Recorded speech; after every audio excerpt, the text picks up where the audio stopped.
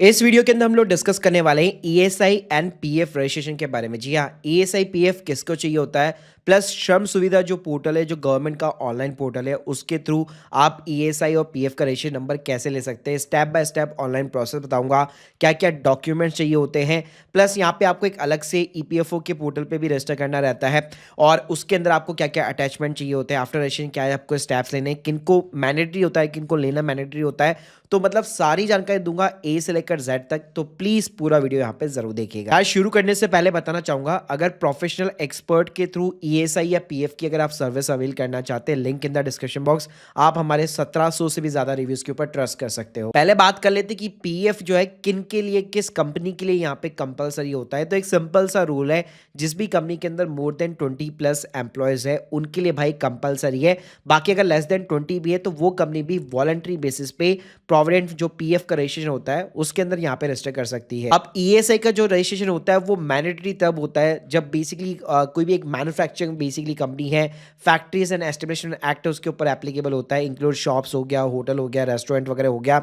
और एम्प्लॉय की threshold limit इसके अंदर 10+ होती है और एम्प्लॉय की सैलरी की जो थ्रेशोल्ड लिमिट है वो 21,000 रुपये पर मंथ होती है। अब देखो कॉन्ट्रीब्यूशन कैसे होता है। एम्प्लॉयर का कॉन्ट्रीब्यूशन पीएफ के अंदर नॉर्मली 12% ऑफ द वेजेस रहता है, ईएसआई के अंदर 3.25% रहता है। अब इसके अंदर किन एंटिटी को लेना रहता है, तो कोई भी एंटिटी हो, इवन सिंगल कोई प्रोप्राइटर भी अगर चला रहा है, छोटी सी भी फर्म चला रहा है, लेकिन उसके बाद काफी ज्यादा एम्प्लॉयज है, तो उसको भी भाई लेना जरूरी है। इसके अलावा पार्टनरशिप फर्म्स हो गई, प्राइवेट कंपनीज हो गई, एलएलपी, ओपीसी। और इंटरेस्टिंग बात यह है कि अगर आप एक प्राइवेट कंपनी रजिस्टर करते हो, एलएलपी करते हो, ओपीसी करते हो, तो आजकल तो उसी के अंदर आपको ईएसआई पीएफ का ऑप्शन देखने को मिल जाता है। जब आप कंपनी बनाते हो तभी आप हाथ के हाथ अप्लाई कर सकते हो। अब देखो इसके लिए रजिस्ट्रेशन पोर्टल जो है यहाँ पे श्रम सुविधा .gov.in बना है, तो इस पे हम लोग पहले अप्लाई करेंगे। अभी आगे जाके मैं आपको लाइव स्टेप बाय स्टेप दिखाऊंगा, डॉक्यूमेंट्स अपलोड करेंगे, रजिस्ट्रेशन नंबर इशू होगा, फिर उसके बाद अलग से हमें ईपीएफ और ईएसआई पोर्टल के ऊपर अपने लॉगिन डिटेल्स यहाँ पे क्रिएट करने होंगे। तो यहाँ पे भाई श्रम सुविधा पोर्टल के ऊपर ही रजिस्ट्रेशन के अंदर आपको ईपीएफ और ईएसआई दोनों का टैब देखने को मिल जाएगा। तो सबसे पहले यहाँ पे आपको एक अपना यूजर आईडी या अकाउंट क्रिएट करना पड़ेगा। तो लॉगिन की जगह यहाँ पे सिंपली सबसे पहले आपको साइन अप करना है। सिंपली अपना नेम डालो, ईमेल आईडी डालो, मोबाइल नंबर डालो, कैप्चा कोड डालो, साइन अप कर लो, एक पासवर्ड सेट कर लो, एक ईमेल आएगा आपको, उसके ऊपर क्लिक करना, वेरीफाई करना, तो आपका अकाउंट क्रिएट हो जाएगा। तो भाई मेरा यहाँ पे ऑलरेडी अकाउंट क्रिएटेड है, तो मैं सिंपली सीधा चला जाऊंगा अपने रजिस्ट्रेशन वाले टैब के अंदर। यहाँ पे registration for EPFO and ESI देखने को आपको सिंपली मिल जाएगा। यहाँ पे भी आप नोटिफिकेशन देख सकते हो कि 8/10/2020 के बाद में जितनी भी जो प्राइवेट कंपनीज होती है या ओपीसी होती है, एलएलपीज होती है, तो एमसीए पे मतलब जो भी रजिस्टर होती है बाय डिफॉल्ट ही भाई उनको यहाँ पे ये रजिस्ट्रेशन ऑलरेडी दिया हुआ होता है। तो यहाँ पे जो है 8/10/2020 के बाद जितनी भी नई कंपनीज है उनका रजिस्ट्रेशन आप इस पोर्टल के ऊपर नहीं कर पाओगे। हाँ, प्रोप्राइटरशिप फर्म है, पार्टनरशिप है, तो उनका आप डेफिनेटली बेसिकली कर सकते हो। तो यहाँ पे simply apply new registration button पे आपको क्लिक करना है। यहाँ पे 2 एक्ट दिए गए हैं, ईएसआई का मिल जाएगा, ईपीएफ का मिल जाएगा। अगर एक के अंदर ही चाहिए तो एक चेक बॉक्स अनचेक कर लो, वरना दोनों को ही सिंपली कर लो और सबमिट बटन पे क्लिक कर दो। अब आप देखोगे भाई पूरी एप्लीकेशन यहाँ पे खुल जाएगी। ऊपर कई सारी टैब्स दी गई है, तो 1 बाय 1 करके आपको फिलअप करना है। सबसे पहले आपको अपनी कंपनी या फर्म की डिटेल्स डालनी है। अगर आप एज ए प्रोप्राइटर भी अप्लाई कर रहे हो तो यहाँ पे एस्टेब्लिशमेंट नेम के अंदर आपको अपना फर्म का नाम डालना है। ध्यान रखिएगा, पैन कार्ड यानी पर्सनल नेम यहाँ पे नहीं डालना है।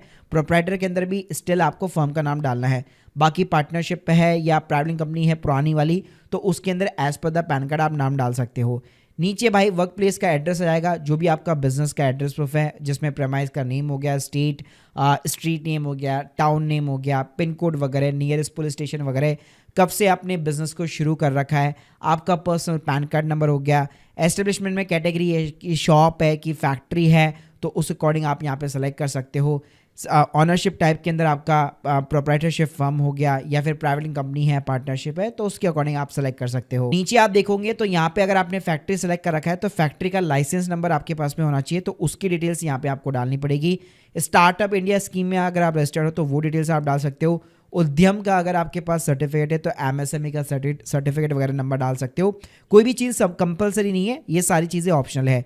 लास्ट में नीचे आपको ऑनरशिप की डिटेल्स मिलने वाली है कि आपका जो फर्म का जो रजिस्ट्रेशन है उसका डेट क्या रहेगा, रजिस्ट्रेशन या डीड नंबर वगैरह क्या है आपका, कितने ऑनर्स है और कौन से एक्ट के अंदर आपको लाइसेंस वगैरह यहाँ पे इशू हो रखा है, और सीआईएन नंबर अगर आपकी प्राइवेट कंपनी वगैरह है तो वो आपको यहाँ पे एंटर करना पड़ेगा। उसके बाद में भाई ई कॉन्टेक्स्ट में तो आपका बेसिकली आपका मोबाइल नंबर और ईमेल आईडी वैसे आपको देखने को मिल जाता है। मैं सीधा चलता हूँ कॉन्टैक्ट पर्सन्स के अंदर।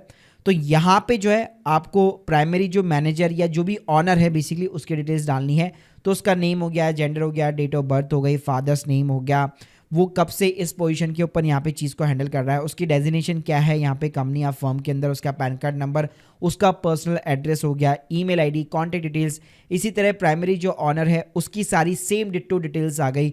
और भी ज़्यादा ऑनर्स है, कई सारे मल्टीपल डायरेक्टर्स वगैरह, तो उन सब की आपको 1 बाय 1 डिटेल्स यहाँ पे डालनी पड़ेगी। बाकी गाइस नेक्स्ट जो है आइडेंटिफायर करके आता है, जिसके अंदर आपको डिफरेंट एक्ट के यहाँ पे लाइसेंस डालने पड़ेंगे। अगर आप प्रोप्राइटरशिप फर्म है, जीएसटी का सर्टिफिकेट है, तो goods and service tax identification number के साथ आप जीएसटी सर्टिफिकेट वगैरह की चीज़ें जो है डिटेल्स यहाँ पे इंसर्ट करा सकते हो। इसके अलावा भाई एमसी की तरफ से सर्टिफिकेट मिला हुआ है तो रजिस्टर ऑफ कंपनीज हो गया। इसके अलावा शॉप एक्ट लाइसेंस है तो शॉप एंड एस्टेब्लिशमेंट एक्ट हो गया। तो इस तरह से आपके पास में जितने भी लाइसेंस है अपनी फर्म के वो यहाँ पे आपको इंसर्ट करने हैं। तो यहाँ पे भाई रजिस्ट्रेशन नंबर हो गया, आपकी फर्म का नाम हो गया, किस डेट को इशू हुआ है, किस अथॉरिटी ने यहाँ पे इशू किया है, प्लेस वगैरह हो गया। तो ये चीजें सिंपली आपको यहाँ पे इंसर्ट करनी है। इसके बाद में यहाँ पे एम्प्लॉयमेंट की डिटेल्स डालनी पड़ती है, जिसमें आपकी एम्प्लॉयज की सारी डिटेल्स आएगी। पहले तो यही पूछेगा कि आपके ऊपर एक्ट एप्लीकेबल होता है या फिर आप वॉलंटरी बेस पे बेसिकली अप्लाई कर रहे हो।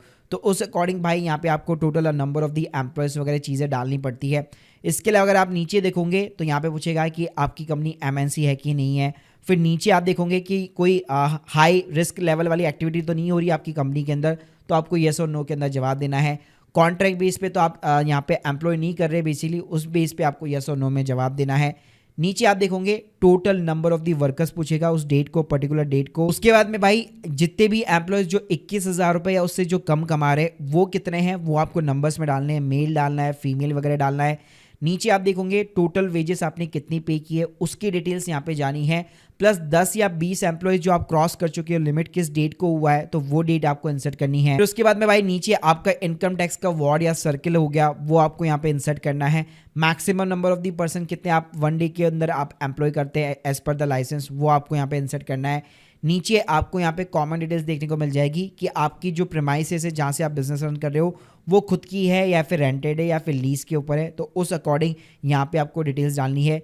लीज पे तो भाई लीज की डिटेल्स डालनी है, इस अकॉर्डिंग अगर आप हायर एंड रेंटेड करेंगे तो उस अकॉर्डिंग आपको डिटेल्स डालनी है। इसके बाद भाई ब्रांच एंड डिवीजन एप्लीकेबल होता है तो ठीक है, वरना इसको आप स्किप कर दीजिए। एक्टिविटीज के अंदर आपको एनआईसी कोड डालने पड़ते हैं, ये डिट्टो आपके उद्यम सर्टिफिकेट के अंदर आपको देखने को मिल जाएंगे। बाकी आप यहाँ से प्रॉपर जो है इसको सर्च वगैरह भी कर सकते हो कि सिंपली अपना जो है यहाँ पे सेक्शन ढूंढ लिया, उसका एक डिवीजन हो गया, उसका एक ग्रुप हो गया, क्लास हो गई, सब क्लास हो गई, तो इस तरह से यहाँ पे आप अपना एनआईसी कोड को सिलेक्ट कर सकते हो। फिर भाई प्राइमरी बिजनेस एक्टिविटी के अंदर कई सारी चीजें मिल जाएगी, नेचर ऑफ वर्क मिल जाएगा, सब कैटेगरी मिल जाएगी यहाँ पे वर्क की। अटैचमेंट की बात करूं तो जो भी डिटेल्स हमने डाली है उसके रिगार्डिंग अटैचमेंट लगाने पड़ते हैं, जैसे एड्रेस प्रूफ हो गया, बेस्ट है इलेक्ट्रिसिटी बिल की कॉपी यहाँ पे आप अपलोड करा दो। सेटअप प्रूफ अटैचमेंट हो गया, जहाँ पे आप अलग अलग चीज़ें अपलोड करा सकते हो, जैसे फर्स्ट सेल इनवॉइस हो गया, या प्राइवेट कंपनी है तो बेस्ट है इनकॉर्पोरेशन का सर्टिफिकेट यहाँ पे अपलोड करा सकते हो। इसके अलावा भाई लाइसेंस प्रूफ के अंदर आपका जीएसटी नंबर हो गया, शॉप एक्ट लाइसेंस हो गया, उद्यम सर्टिफिकेट हो गया, ये चीजों की डिटेल्स आप यहाँ पे अपलोड करा सकते हो। इसके अलावा भाई यहाँ पे नीचे जो है 2 चीजें और आपको अपलोड करानी पड़ेगी, जिसके सैंपल फॉर्मेट यहाँ पे वेबसाइट पे देखने को मिल जाएंगे। तो ये आपको फिलअप करना पड़ता है, यहाँ पे ऑफलाइन फिलअप करना पड़ता है, प्रिंट आउट निकाल के साइन करना पड़ता है।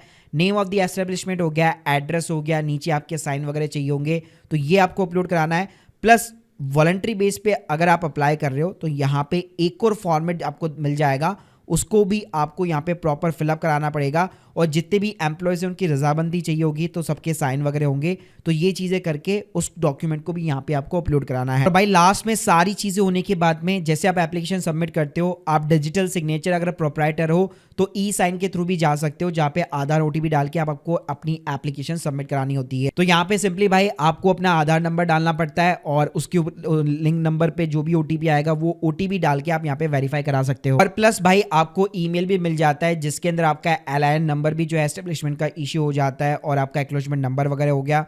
और जैसे मैंने बताया कि आपका सारी चीज़ें आप इसी पोर्टल के ऊपर यहाँ पे अपना स्टेटस चेक कर पाओगे। फिर जैसे एक बार आपका सर्टिफिकेट इशू हो जाता है, फिर आप ईएसआई और पीएफ की साइट के ऊपर जाओ, वहाँ पे आप लॉगिन करके एम्प्लॉयज़ को ऐड करके वहाँ पे आप मैनेज कर सकते हो। So guys, hope you like this video. Please subscribe our channel. बाकी अगर आप एक प्रोफेशनल एक्सपर्ट की हेल्प लेना चाहते हैं, link in the description box. आप लोग के जो भी सवाल है कमेंट बॉक्स के अंदर जरूर बताइएगा। Thank you guys, thank you very much.